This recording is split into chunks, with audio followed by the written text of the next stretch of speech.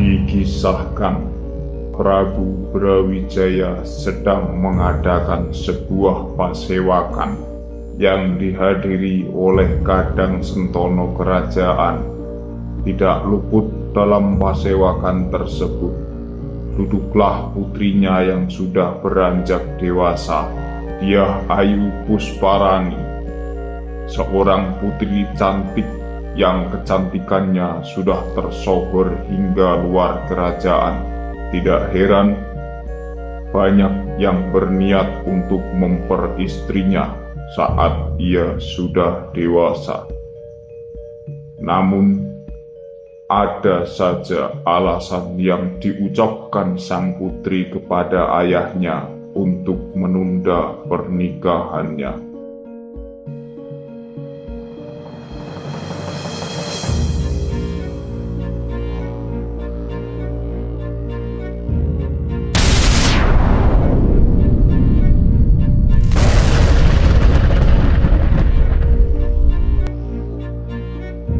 Cahayu, padha raharja sak praptamu ngger.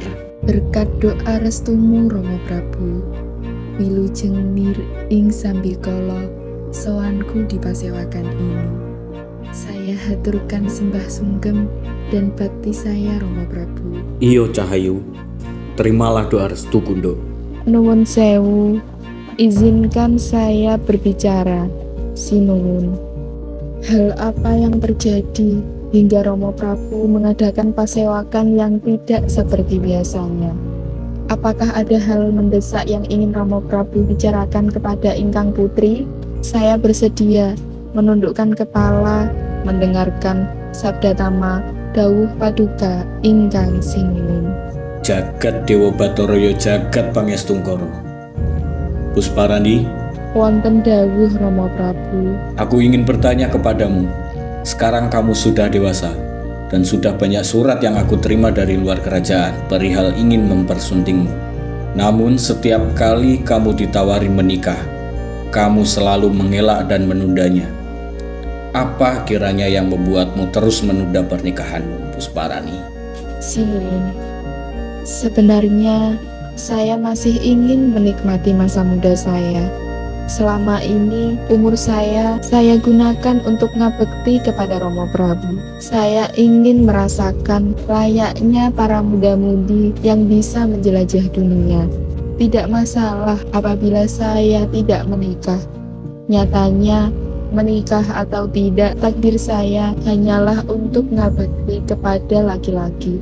Bila tidak menikah, maka saya akan ngabekti kepada pepunden saya. Dan apabila saya menikah, saya akan ngabekti kepada suami saya kelak. Itulah kodrat seorang wanita, Sinuwun. Begitu. Tapi di sisi lain, apakah kamu tidak memikirkan nasib kerajaan kita ke depannya apabila tidak ada garis keturunan darimu untuk meneruskan tahta kerajaan ini? Pada siapa tahta akan diturunkan apabila tidak ada putra mahkota yang dinobatkan? Coba pikirkan lagi baik-baik, Pusparani.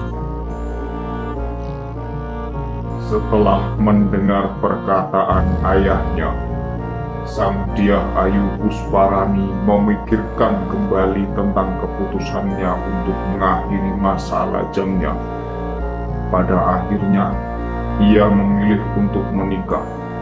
Namun, ia ingin yang berhak memperistrinya adalah orang yang bisa memenangkan sayembara yang akan ia buat.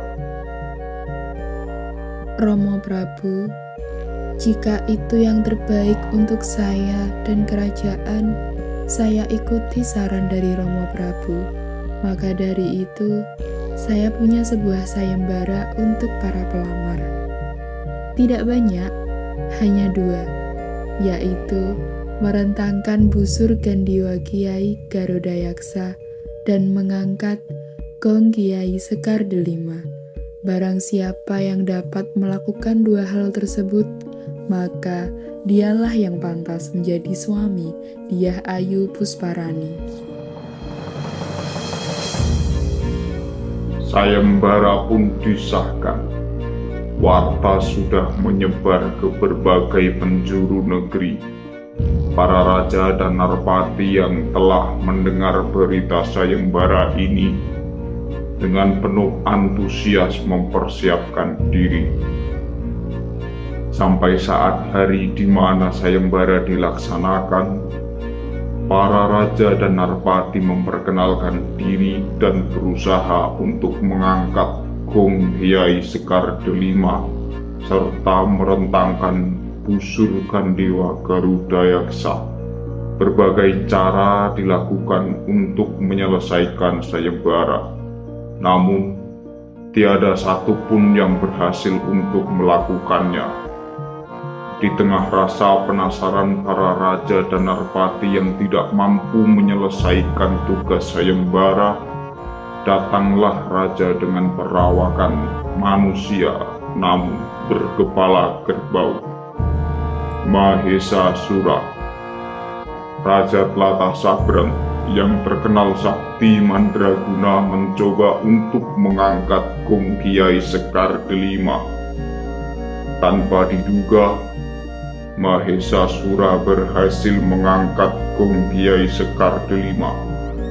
Seketika pandangannya teralih ke Dyah Ayu Pusparani, namun Pusparani memalingkan pandangannya.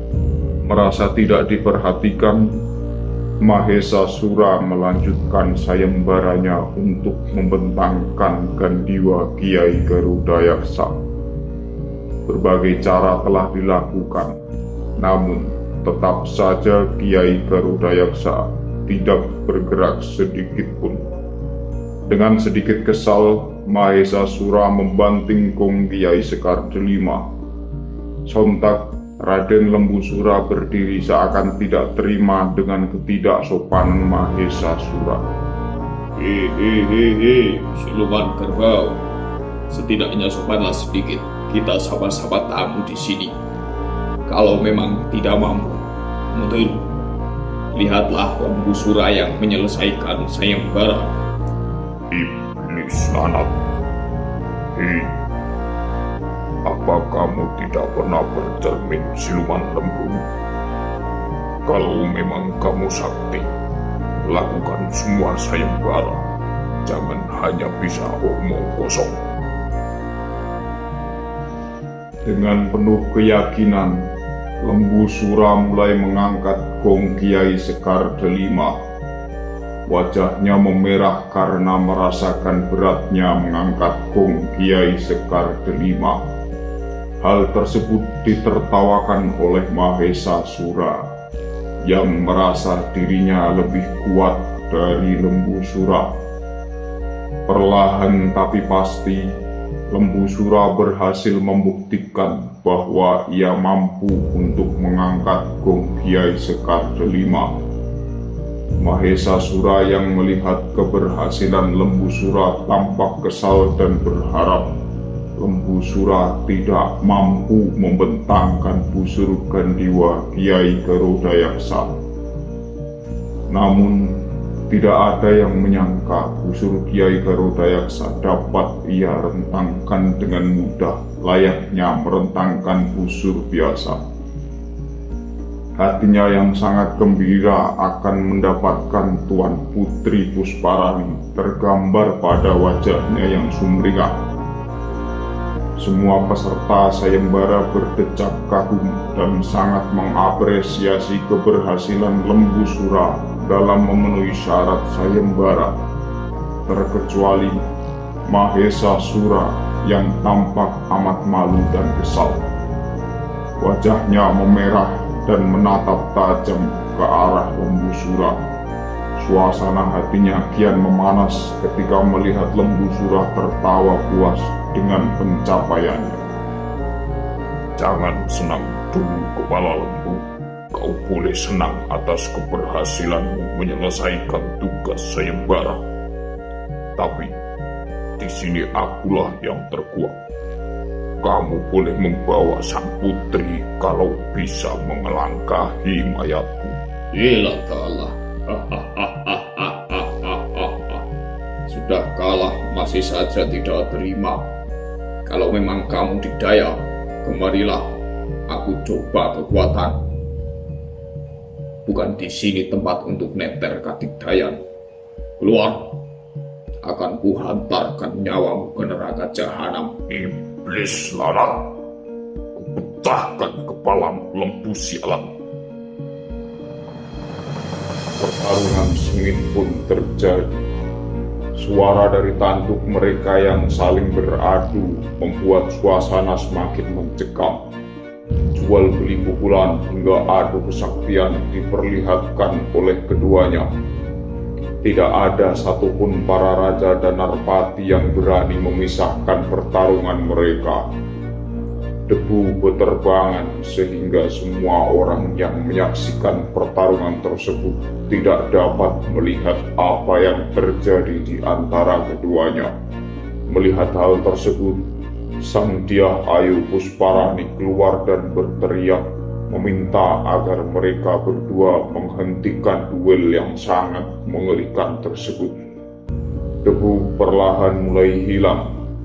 Terlihat samar tanduk lembu sura menancap di leher Mahesasura hingga tembus sampai ke tengkuk. Sang Dyah Ayu berlari masuk ke kamar sambil menahan air matanya. Padahal aku tidak membuat sayembara untuk berperang. Aku hanya ingin melihat calon suamiku bisa ngeruat kedua pusaka itu. Tapi apa yang kulihat, Emban? Mereka saling membunuh untuk mendapatkanku. Aku harus bagaimana, Emban?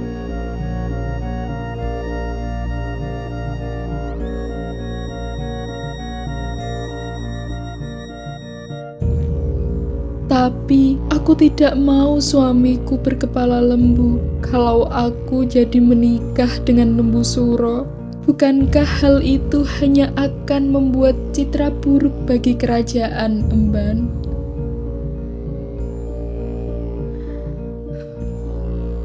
Sebelumnya, aku ingin bertanya kepada Emban, apakah sampean sanggup untuk terus setia membantuku? Aku berniat menyingkirkan lembu suro, namun aku rasa caraku sedikit kotor. Aku menyadari tidak ada yang mampu menandingi kesaktian lembu suro. Maka aku ingin ia tidak bisa lagi memakai kekuatannya. Sang Dyah Ayu menceritakan rencananya dengan rinci kepada dayang kerajaan dan membujuk Prabu Brawijaya agar turut mendukung rencananya tersebut.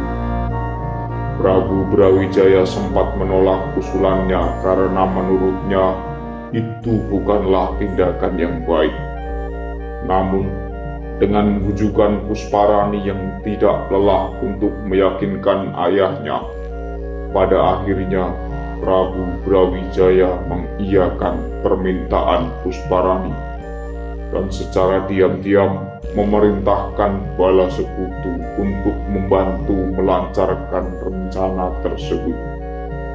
Setelah semua memahami alur pelaksanaan rencana, Sang Dyah Ayu dengan penuh anggun mendatangi lembu sura yang masih berada di luar kedaton dan menggandengnya masuk menghadap Sang Prabu Brawijaya.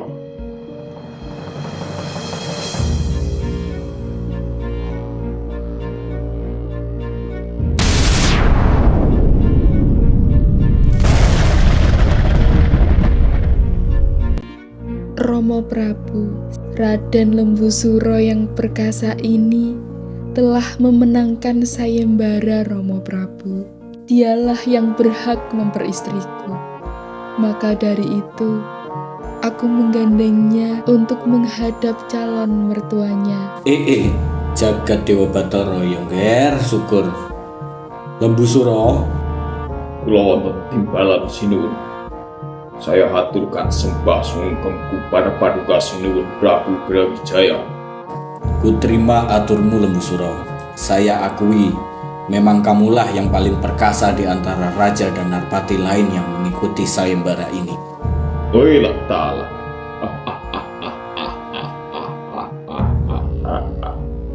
kelinci.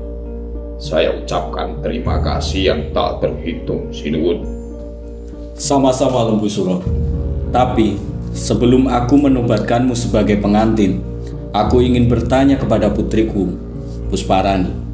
Apakah dia telah siap dinobatkan sebagai pengantin putri dan siap melayanimu sebagai istri?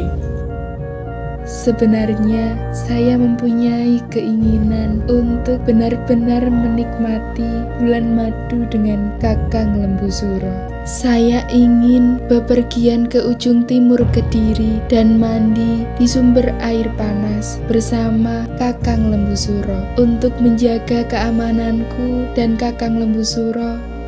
Saya ingin Wadyabala kerajaan turut berjaga di sekitar pemandian. Tapi Yai, apakah di ujung timur Kediri ada pemandian air panas? Seingatku di sana hanyalah dataran tinggi yang dingin. Kakang Mas, seharusnya Kakang Mas tanggap ing sasmita dengan permintaan ingkang abdi. Itu berarti saya percaya pada kekuatan dan kesaktian Kakang Mas Lembu Suro. Ta'ala. Tidak kusangka sebegitu kagumnya kamu pada kesaktianku, Yai. Ya, akan kubuatkan ruangan yang luas untuk kita mandi bersama. Perkara air panasnya, akan kuhentakkan kakiku tepat di tengah ruangan itu agar air panas di dalam tanah menyembur. Benarkah Kakang Mas?